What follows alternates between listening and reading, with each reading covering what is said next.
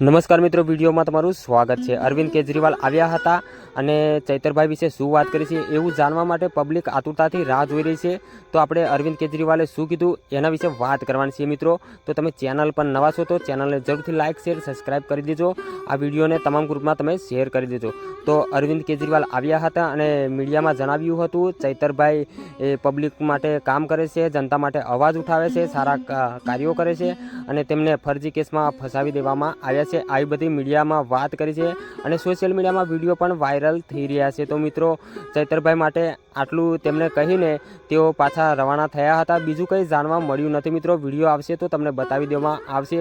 અને બીજી એક વાત જાણવા મળી છે કે શકુંતલાબેન જે ચૈતર વસાવાના પત્ની છે તો તેમને પણ જેલમાં અત્યારે રાખવામાં આવ્યા છે। તો તેમના જામીન મંજૂર ક્યારે થશે તો એના વિશે વાત થોડી જાણવા મળી છે મિત્રો। 20 જાન્યુઆરીની વાત કરી છે અરવિંદ કેજરીવાલે। તો શું શકુંતલાબેન 20 જાન્યુઆરીએ તેમને જામીન મંજૂર થશે, જેલની બહાર આવી જશે? જો જ્યારે જેલની બહારથી આવશે ત્યારે વિડીયો બતાવવામાં આવશે। તો આ વિડીયોમાં તો આટલું જ। શું મળું બીજા વિડીયોમાં। જય હિન્દ, જય ભારત।